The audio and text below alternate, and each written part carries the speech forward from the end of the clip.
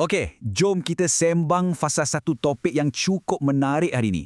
Pernah tak ada terfikir macam mana pentadbiran British dulu sewaktu mereka berada di Tanah Melayu, Sabah dan Sarawak berjaya ubah kawasan kita yang asalnya cuma bergantung pada ekonomi tradisional menjadi satu ibarat enjin gergasi yang menjana kekayaan luar biasa. Dalam penerangan kita kali ini, kita tak akan sekadar hafal tarikh atau fakta bosan. Tak. Sebaliknya, kita nak tengok betul-betul macam mana British rancang dan pasang struktur ekonomi kolonial mereka ni langkah demi langkah. Memang macam bina sebuah jentera mesin yang sangat kompleks tau. Cuba anda bayangkan sejenak, industri getah dan biji timah tiba-tiba meletup di pasaran. Permintaan melambung tinggi. Macam mana British urus ledakan kekayaan yang sangat pantas ni? Nak harapkan nasib saja? Atau guna sistem lama? Memang taklah kan? Untuk pastikan mesin penjana kekayaan ni berjalan lancar dan berterusan buat untung besar untuk empayar mereka, British sedar satu benda. Dorang kena bina satu sistem pentadbiran ekonomi yang super teratur dan bersistematik.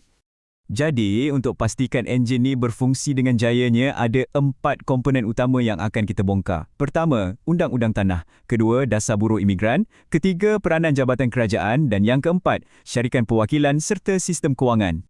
Kita masuk ke komponen yang pertama, iaitu Undang-Undang Tanah.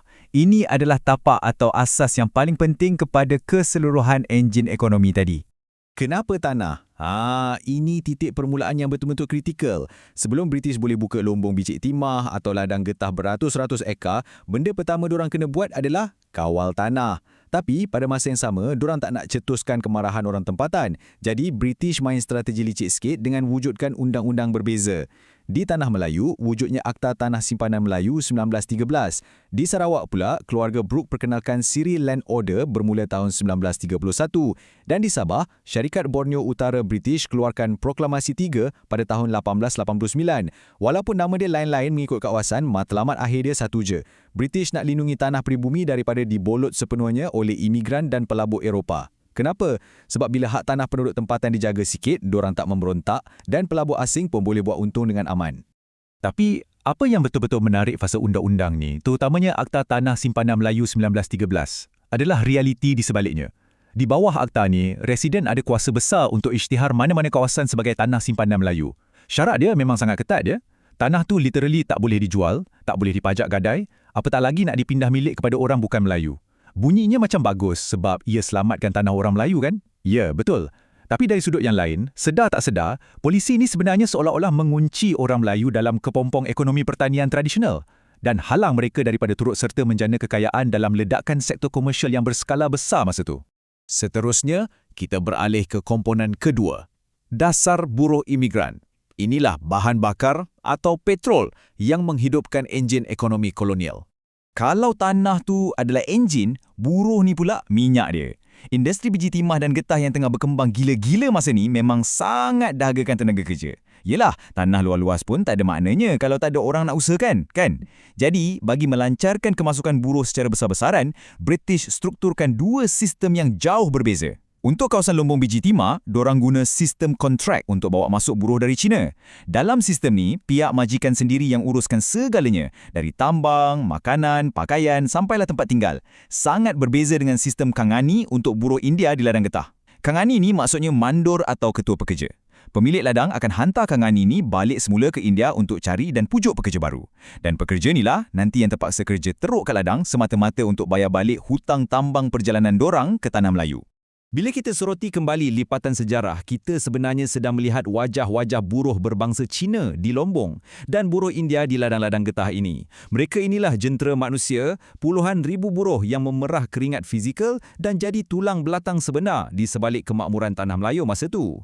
Anjakan demografi ini sangat luar biasa guys dan secara langsung telah mencorak kewujudan masyarakat majmuk di Malaysia yang kita kenal hari ini. Bergerak ke komponen ketiga, peranan jabatan kerajaan, bahagian ni kita ibaratkan seperti gigi-gigi gear dalam pentadbiran British. Bila tanah dah ada, buruh pun dah ramai, mesin gergasi ni sekarang perlukan pengurusan peringkat teknikal yang profesional supaya tak jam. British mula modenkan pentadbiran secara berperingkat sebab pelaburan besar macam ni tak boleh diurus sambil lewa. Pada tahun 1905, diorang terus tubuh Jabatan Pertanian untuk bangunkan tanaman komersial. Bila getah mula laku keras, ibarat emas hitam, diorang wujudkan pula Institut Penyelidikan Getah Melaya atau RRIM pada tahun 1926, semata-mata nak pastikan kualiti kualiti getah capai tahap tertinggi. Lepas tu, tahun 1931, Jabatan Parit dan Tali Air pula ditubuhkan untuk upgrade dan mantapkan keberkesanan pengairan. Nampak tak? Setiap satu ditubuhkan untuk maksimumkan pengeluaran dan keuntungan. Tapi inovasi dan usaha ni tak terhenti setakat hal pertanian je tau. Hasil komoditi yang bertantan tu kena diangkut keluar ke pelabuhan secepat mungkin. Sebab tu British terpaksa bina infrastruktur asas fizikal yang sangat kukuh. Dorang tubuhkan Jabatan Kerja Raya, kemudian Jabatan Pos dan Telegraf untuk perhubungan dan semestinya Jabatan Kereta Api Tanah Melayu. Jabatan-jabatan inilah yang jadi urat nadi, melancarkan logistik dan pastikan kekayaan ini mengalir keluar tanpa henti ke Eropah. Akhir sekali, kita tiba di komponen keempat, syarikat perwakilan dan sistem kewangan. Ini adalah nadi utama enjin ekonomi kita. Bila berurusan melibatkan pasaran global dengan nilai ekspor yang gila-gila besar, struktur ekonomi kapitalis yang mantap sangat-sangat diperlukan. Jadi dekat sinilah masuknya satu konsep yang dipanggil syarikat perwakilan atau nama maksalih dia agency house. Benar apa sebenarnya agency house ni? Senang cerita, mereka ni adalah syarikat pemodal bergasi dari Eropah, fungsi mereka sangat jelas, pam masuk modal pelaburan asing kemari dan kawal rantaian perdagangan dari A sampai Z. Pendek kata, mereka ni ejen pertengahan yang hubungkan orang kaya pelabur Eropah dengan lombong serta ladang tempatan. Kuasa dan dominasi syarikat-syarikat ni memang luar biasa. Dorang tak sekadar urus jual beli getah dengan biji timah je tau. Mereka memonopoli banyak sektor.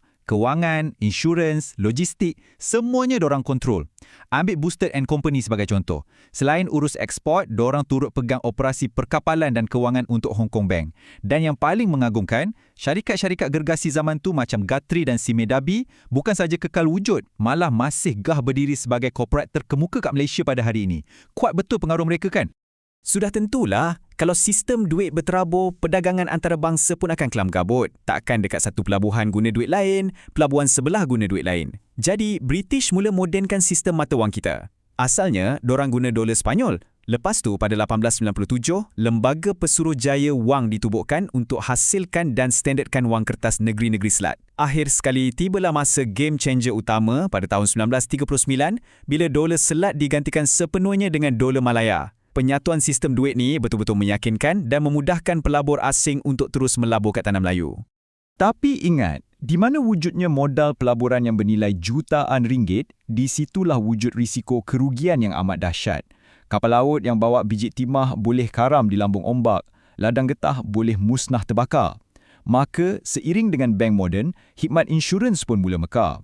Syarikat terkemuka Eropah seperti Royal Insurance Company yang bertapak dari 1860, diikuti pula oleh Kian Guan Insurance di Pulau Pinang dan Commercial Union di Bandar Lombong seperti Ipoh. Kesemua mereka ditubuhkan untuk bertindak sebagai jaring keselamatan bagi melindungi kekayaan pedagang dan pelabur asing ni daripada lenyap sekelip mata. Jadi, bila kita gabung dan pasangkan balik ke semua komponen ni tadi, bermula dari undang-undang tanah, dasar buruh, wujudnya jabatan-jabatan kerajaan, sehinggalah cengkaman kewangan oleh syarikat pemodal Eropah, nampak tak macam mana British berjaya mereka cipta satu jentera ekonomi kapitalis yang sungguh utuh dan berkesan?